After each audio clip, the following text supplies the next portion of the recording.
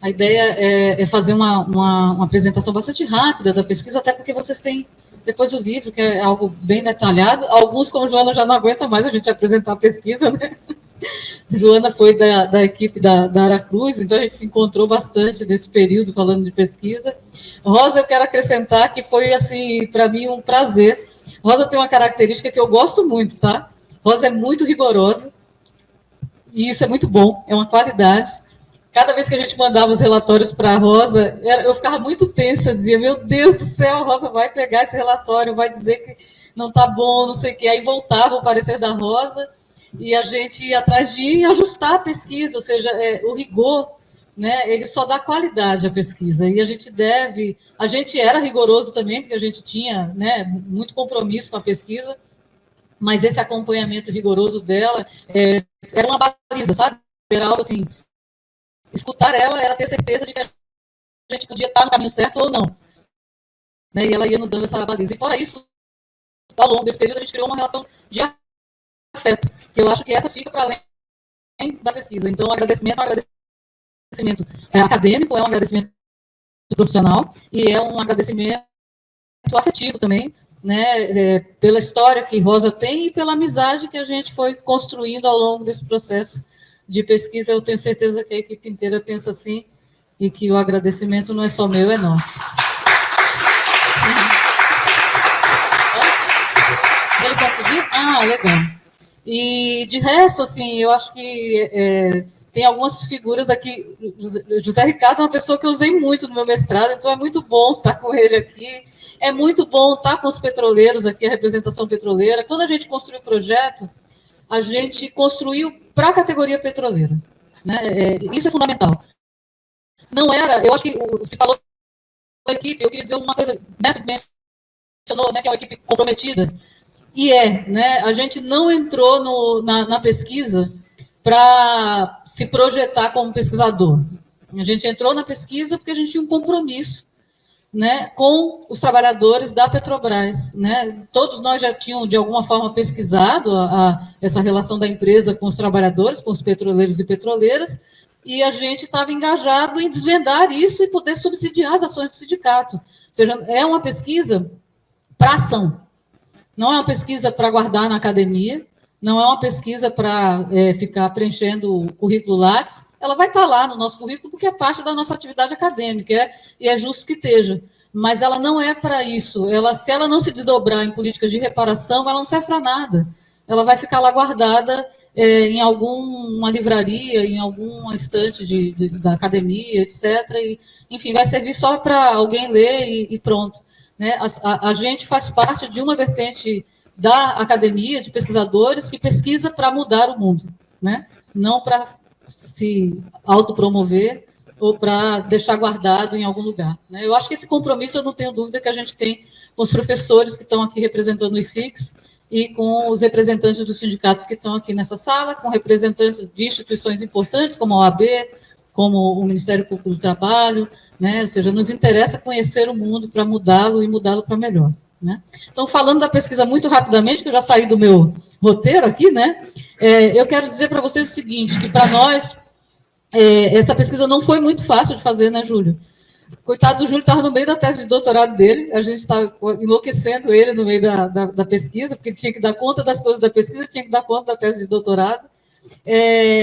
Tem muita coisa para ser investigada ainda, essa é uma conversa que a gente tem tido com o Ministério Público, que é necessário dar continuidade à pesquisa, mas das questões que a gente conseguiu investigar, eu vou enumerar algumas muito rapidamente para, enfim... A gente já está com ela em tela, só indicar a página. Ixi, eu já estou lá na frente, eu acho que nem precisa disso aí, porque eu não vou seguir esse roteiro que é longo, eu vou ficar muito tempo falando, então eu vou só pegar alguns eixos que eu acho que são importantes, né? Quando a gente iniciou a pesquisa, a gente já tinha noção de que havia, por parte da Petrobras, um conjunto de violações de direitos dos seus trabalhadores. Essa premissa a gente já tinha, porque a gente já tinha investigado a Petrobras antes, no contexto tanto do GT13, que o Neto citou, como nas pesquisas individuais que a Alex tinha feito, que o Carlos tinha feito, que outros pesquisadores tinham feito. Então, essa premissa a gente já tinha. O que a gente precisava era aprofundar isso e provar documentalmente e do ponto de vista testemunhal, de que, de fato, essas violações tinham acontecido. Então, era esse o processo. Eu acho que eu conheço vocês, né?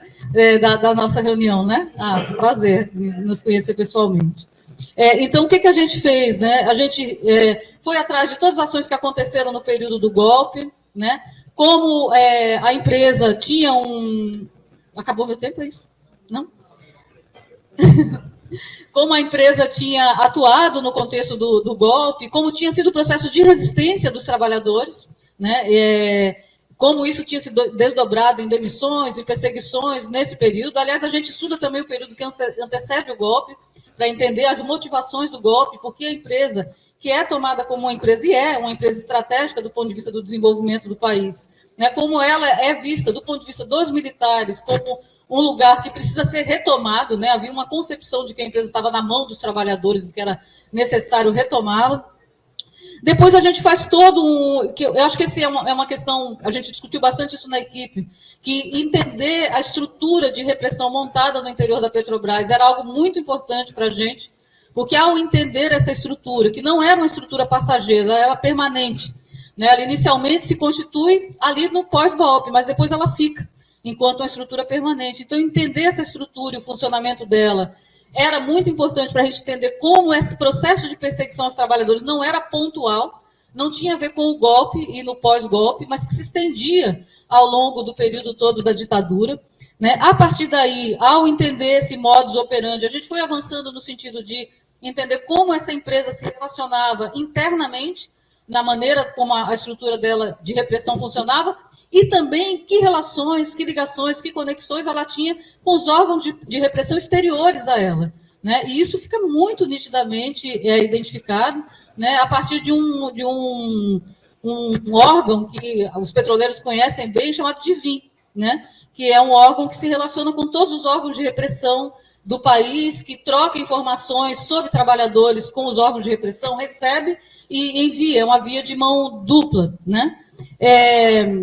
Ao identificar essas conexões internas e externas, a gente também consegue identificar que a empresa tem um papel importante de modelo de estrutura de repressão, que passa também a ser adotado por outras empresas. E outras conexões importantes, como, por exemplo, a participação em comunidades de informação, né? É muito interessante quando você vai mapeando a presença da empresa nas comunidades de informação, porque quando você olha para as comunidades de informação, a gente vê que está ali a Petrobras, mas estão muitas outras empresas atuando juntas, inclusive, para uma indicar para a outra quem são os agentes que vão contratar. Então, você tem situações que, para mim, foi quando eu me deparei com esse dado, a gente conversou isso em reunião, né, de olhar que, por exemplo, o chefe da segurança da Volkswagen, aquele mesmo que aparece nas denúncias ao Ministério Público sobre a Volkswagen, né, indica agentes para trabalhar dentro da Petrobras para fazer parte da DIVIM, né? Então, essas conexões vão sendo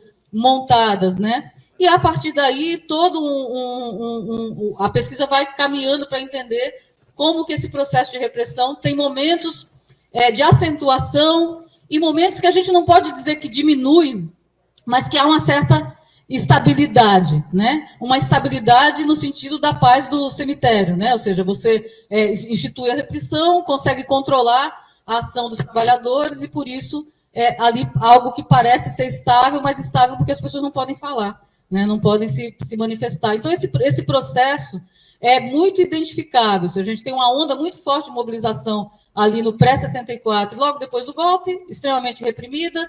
Depois a gente vê os petroleiros voltando a se organizar em 67, né? Começa a ter um processo intenso de mobilização com participação em chapas e sindicais, etc. Novamente, a repressão muito forte, em 68, que culmina com o AI-5 e todo um processo de criminalização de boa parte desses trabalhadores. Depois, um período em que a gente vai voltar a ver um processo de mobilização coletiva se organizando novamente ali por volta meados da década de 70, quando começam a aparecer greves de fome, que era, na verdade, se negar a ir ao refeitório, né? A usar o refeitório para fazer refeições e tal. Mobilizações muito interessantes, a gente deu uma entrevista no Faixa Livre esses dias, né? E a gente falava disso, muito criativas, né? Porque tinha a ver com a repressão, então você tem que ter criatividade, né? Como em Paulínia, que era esquecer o crachá para tumultuar a entrada na refinaria e assim conseguir obter uma paralisação, né? Da refinaria. Então, essas formas criativas de mobilização que vão acontecendo na década de 70 e que culminam com a greve de 83, que eu preciso terminar, né, Gabi? Culminam com a greve de 83, que é uma greve também bastante reprimida. Inclusive, parte dessa repressão explica o fato de que só 2 refinarias conseguiram se engajar efetivamente na greve, ainda que a gente tem, inclusive, registrado na pesquisa de que não só os grevistas de Mataripe e de Paulínia devam ser considerados como perseguidos políticos, mas sim também outros ativistas de outras localidades que organizaram essa mobilização e foram demitidos por estarem envolvidos com esse processo.